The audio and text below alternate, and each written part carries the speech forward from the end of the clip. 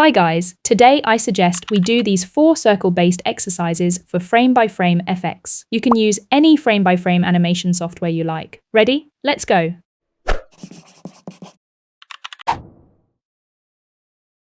I'm using 12 frames per second. Canvas, 1920. First, draw a clean circle. Okay, next, let's add some temporary guidelines. We need to plan the circle disappearing from top to bottom along an arc. Lower it unevenly. First the right side, then the left. This takes me 9 frames. On each frame, also duplicate the circle. Great. Now on each frame, erase the top of the circle down to our guidelines. Now we move on to the wave shape that will represent the smoke. I start on the right edge by drawing a little corner. On the next frames, you need to pull it further left and upward so the wave starts to curl. The rules are, the start gets thinner, and on the following frames, it moves more slowly. Then we begin drawing the second curl. It gradually moves upward too. As the line gets thinner, it can break and split into a few small lines. Keep going on the next frames. When we reach the bottom, detach the shape and move it upward. Also gradually shrink the main shape and break it up.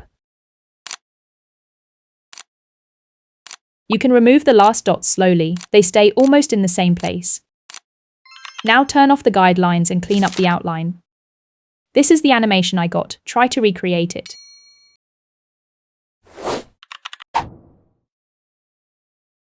I'm using 12 frames per second, Canvas, 1920. Since we're building everything from a circle, we start with 1. Let's place a temporary point in the center as a reference. On the next frame, resize the circle by almost 1/3, and on the next frame, resize it down to about this size. Starting from frame 4, let's animate a temporary circle. Begin small, then scale it up evenly, slowing down a bit at the end. This took me 7 more frames. Okay, now go back to frame 4. Draw a tiny star in the center. Then draw rays, using the temporary circles as guides. I draw 3 groups of rays like this. On the next frame, make the star bigger and also expand the rays, again using the temporary circles as the base. And on the next frame, do the same. Here I separated a small ray from the overall shape. And for the star, I extended the rays and turned them into simple lines. Start breaking everything up. The star rays detach and split into several pieces. The circular rays also detach from the base. Next frame, same idea, resize the center and the rays. Then the central star grows slightly, while the rays smoothly keep resizing. Now only small lines are left from the rays, and the star's rays start to bend. On the next frame, draw 4 detached rays. For 2 more frames, move the rays away from the center and resize them. Then for 2 more frames, move them back toward the center. On the next frame, draw just a dot. Now turn off all the temporary elements and see what we got. How do you like this animation? Share your thoughts in the comments.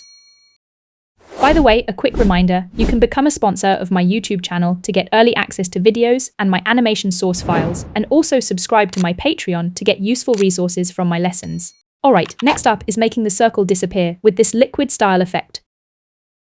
Just like the previous animations, I'm using 12 frames per second, Canvas, 1920. We start with a circle again. Over the next 5 frames, we'll add temporary guides. It's easiest to start from the last frame and add the others before it. So draw arcs like these that divide the circle into 3 parts. I also add a temporary point in the center. 1 frame back, slightly tilt the arc to one side and shorten it. Repeat 3 times. In the end, you should get a sketch like this. Great. On frame 2, draw cutouts based on the guidelines. Continue for 4 more frames. It's important that the cutouts get thicker, and by the last frame, they should already detach from the original circle boundaries. What's next? Resize the resulting shape. This took me 5 more frames. So far it looks like this. Now, let's go back to the start and add droplets flying off the shape. At first, they're small particles. Then, when the shape is resizing a lot, draw even more particles. The main rule here is, on the next frames, resize the particles smoothly and move them slightly behind the main shape. Now let's turn off the guides and look at the animation. I think it turned out pretty cool. What do you think? Alright, our last animation today is particles. This one took me the longest. I'm also using 12 frames per second, Canvas, 1920.